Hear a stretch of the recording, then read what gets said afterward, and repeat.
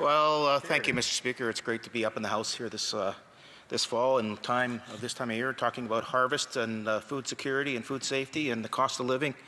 You know, I come from Prince Albert. The riding of Prince Albert is an ag-producing region. It's a very viable part in the province of Saskatchewan, which produces a lot of the food that we eat across Canada and around the world. You know, what we're seeing happening right now in this economy and with policies or bad policy of this government is really putting people in a bad situation. When they look at the cost of food right now, we're seeing, you know, I'll just read some facts and figures here. You know, with food purchases in stores rising 3.5% year over year versus 1.9%. Basically, if you look at the costs here in Canada, they're double the cost of the U.S. 48% faster, the prices have risen in Canada versus the U.S. Food inflation has been 1.5%, nearly double the 0.8% increase headlines in CPIs. You know, Canadians are struggling, and I don't want to give the impression that because food costs are going up that farmers are making a pile of money, that farmers are getting a fat wallet out of this, because nothing's further from the truth. You know, Mr. Speaker, if you look at what's facing the farm gate and the farmers when they make decisions last spring, at that time they had a carbon tax. They had a cost that other producers around the world didn't have. Now that carbon tax is gone, and you notice that our inflation has gone down substantially. And why? Because the carbon tax is gone. Not because of good policy in this government. It's this government taking conservative policy and applying it that actually brought inflation down. So let's the Conservative Party take a thank you and a bow for that, because that's something we said for the last 10 years would happen. And they didn't listen until the voters decided they were going to turf them, unless they did listen. You know, it's really interesting here in Saskatchewan. We're a big canola producing province. In fact, canola was really developed in Saskatchewan, and it's grown in Alberta and Manitoba and parts of Ontario. You know, the canola farmers are going through a real tough season this year. You know, when we put tariffs on EVs a year and a half ago, roughly, 100% tariff, we knew at that time, the industry knew at that time, and the fisheries industry at that time, knew that there was going to be consequences. What this government didn't do was prepare for those consequences. They had 6 months before tariffs started to hit the canola industry and the seafood industry to actually be proactively developing a game plan on how to mitigate the damage. They had 6 months to go to China and say, hey, we're going to figure something out or work forward for our canola producers and seafood industry. They did nothing. They put together a mitigation plan. They could have put together a plan with the canola producers, the crush plants, and the facilities, and say, okay, here's our game plan to help you adapt to this new environment that you're going to be faced with possibly coming forward. Nothing. What did they offer them? More loans and more debt. That's what they offered them. That doesn't solve the problem. As they look at a combine that's going up to $150 or $1.5 million, as they look at their machinery going over $1 million for an air drill, you know, they're starting to really feel the pressures of the costs. You know, when my dad first started farming, if he had a bad year, he could work in the wintertime and they'd actually catch up. These guys now, if they have a bad year, they're done. The amount of capital they have to put out in the spring and the lack of ability to get that capital back in the fall, if they have a bad crop, if they have tariffs, if they have bad market conditions, there's so many things going on. Let's add weather into that forecast.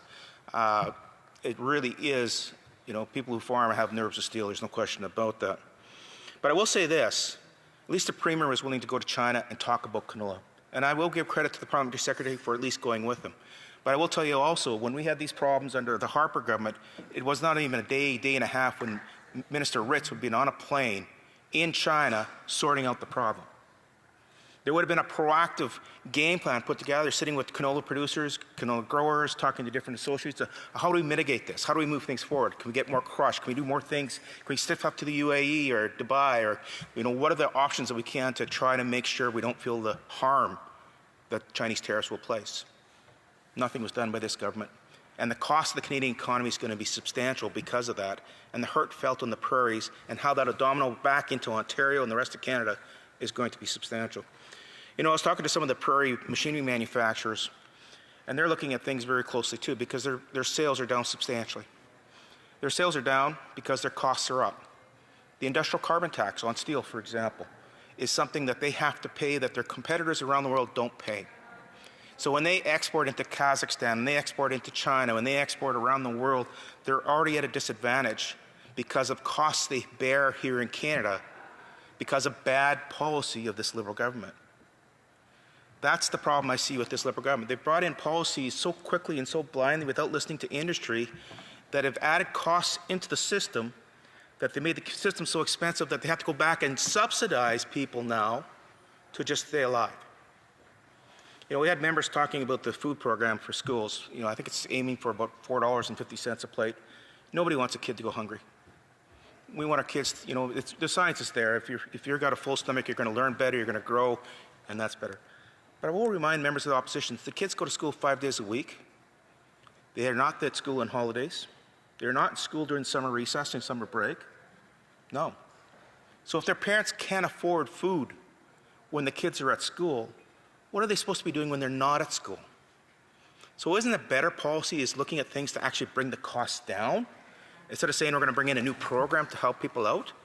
Wouldn't that be a better policy? So then wouldn't it be better to analyze, okay, what are the real problems here? What are the things that are driving the cost of food up? And we put forward some solutions. You know, those are the things I think this government has to focus on, not looking at how to spend taxpayers' money to basically patch things up from A to B. You know, I'll use the example, you know, the plastics program. The industry, or basically when that was proposed, the industry came here very quickly and said, hey, do you understand the consequences of this? They explained to us very clearly that a lot of the fruits and vegetables that come in this type of plastic is shipped around the world in that type of material. They also made it very clear to us that they are not going to change the packaging that they ship to Canada to accommodate Canadians without somebody paying the cost for something different. They also told us that the amount of food waste that will be increased is substantial because of waste by rotting, by not having the packaging material in place to do it properly. They also said there was no alternative at this point in time, but there was research going on to look at alternatives. But what does this government want to do? It wants to barrel ahead. It wants to move forward and actually just blinders on and bring in a policy like that. A policy that's going to increase food waste, which increases costs, going to increase costs in the actual cost of the food because they're going to have higher cost packaging. It's going to bring about zero benefit to the environment. And I understand, you know, how we want to take care of the oceans and that. I'm right with you, and I think we should be doing everything we can to do those types of things when it makes sense. And when we have the science and the technology and the materials to do that. In the meantime, we can do things to mitigate the problem. And I use the example, there's a gentleman in the riding of Prince Albert who does plastic recycling. He's got a home for it all. He's actually looking for it. He's looking for ways to look at that recycling. So I guess, Mr. Speaker, I think I've seen the 1 minute mark. I just want to highlight to these Liberals, when you bring out bad policy, there's costs. And when you say, okay, I'm going to still stick with bad policy, but I'm going to make it better because I'm going to give you a subsidization in a little bit of a tax benefit here, or I'm going to give you a food program or a dental program or something else. You know what? There's been a time, I got 2 minutes. There's been a time when Canadians didn't need those types of programs. There was a time when I went to the grocery store and I filled up the cart and it was on only $100. Oh, the grocery store now, I put 2 items in the cart and it's $250. That was 10 years ago when it was $100. Today, it's substantially more. In fact, I was joking with the guy in the grocery store. We're waiting in line to go through the till, and he says, you know what, you don't need these big carts anymore because I can't afford to fill it. And he's right. He is right. Bacon has gone from $17 to $23 now. Hot dogs used to buy them for $12. They're pushing $18. Coffee used to be $18 for a pound of coffee, $32 now. Yeah. These are results of bad policy, guys. The farmers aren't getting rich. They're not. This is not going into the farmer's back pocket. So if it's not the farmers getting it, I don't think the supply chain is getting it. Who's getting it? It's the taxes directly and indirectly that are being paid to the federal government that they're then paying back in some sort of subsidization program. Stupid. Absolutely stupid. So then this Prime Minister came in and he made all these promises. And I'll remind you, these are his promises. These are things he said during the campaign. These are not made up. We're just repeating word for word on what he told Canadians. I just want him to keep his word. That's all I want. I want him to keep his word. He said he was going to reduce food costs. He hasn't done that. He said he was going to make things better. He was going to be elbows up with the U.S. Not sure if that was the right policy to begin with, I'll be honest with you. But he said that's what's the right policy. He sold that to Canadians. Where is he today? He's scared to come in the House. You can't see him for a QP any time of the day. Mr. Speaker, reality is costs have gone up. bad policies have made costs go up. And this government's so blind and so much like a cult in the environment and so many other areas, they refuse to make the decisions that would make things. Questions and comments. Questions et commentaires. The Chief Government Whip. Thank you very much, Mr. Speaker. If I heard the member correctly during his speech, he said that inflation came down because on food because the carbon tax was eliminated. But unfortunately, the reality doesn't match up with what he's saying. The carbon tax was eliminated in April, yet inflation had been coming down for a year before that and met the Bank of Canada's target rate in August of 2024. So how can the member actually get up and say that just last April, suddenly inflation came down when the data supports that in no way whatsoever? The Honourable Member for Prince Albert. Well, first of all, I didn't hear me right. I didn't say it food. It said inflation in general. Secondly, when you reduce the carbon tax, what did the price of fuel at the pump do? Went from $2 a litre down to, I think it's $1.29 in Prince Albert. Where do you think the inflationary pressures were relieved for Canadian consumers? That was the savings they had on the price of gas that they were able to afford other things. That is what's showing up in your inflation numbers. Nothing else you've done has brought the costs down. Nothing. Reality is reality. Go to the gas station, look at the price of fuel today and compare it to when you were in charge with your carbon tax.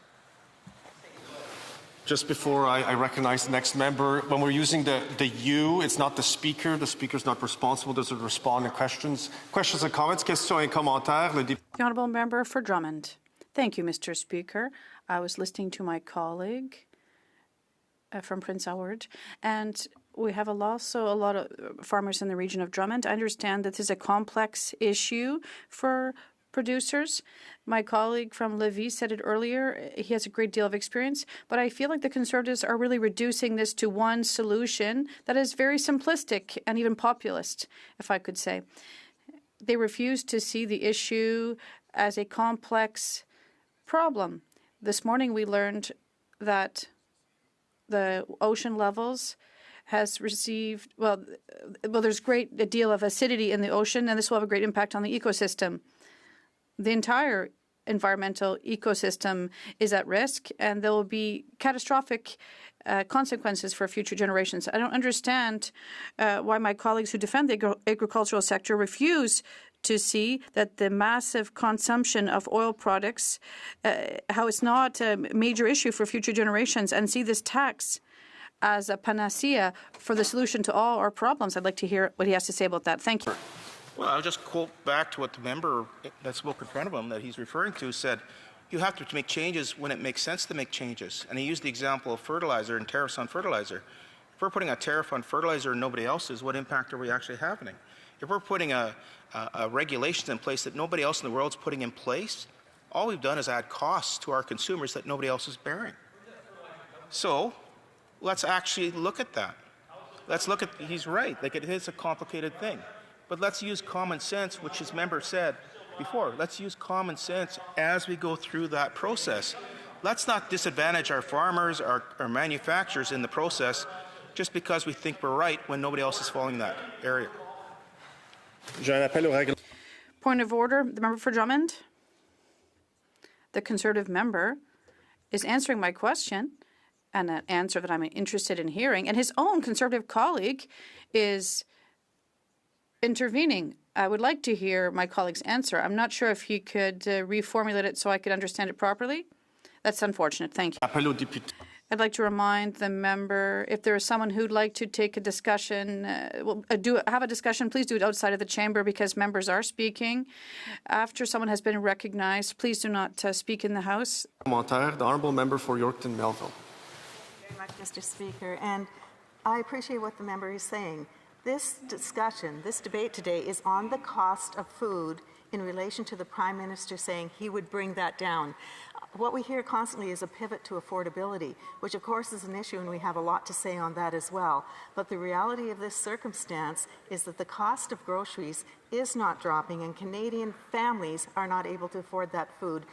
Putting forward a food program is not the answer. Meeting the needs of Canadians is by dropping the cost of food. The Honourable Gentleman from Prince Albert.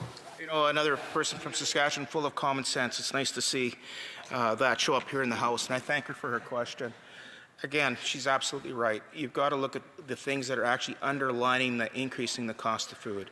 And if it's increased taxes, if it's increased in indirect costs, if it's regulations that are coming into the sector that nobody else faces around the world that are not improving food safety or food quality, then those types of costs should not be bared by Canadian producers, and they won't be passed on to the consumer. So let's use some common sense in this House, take a step back, and actually keep in mind people have to eat. They have to be able to afford groceries. That is a #1 requirement. And if you keep bringing in bad policies like you have over the last 10 years, it's just going to get worse and worse.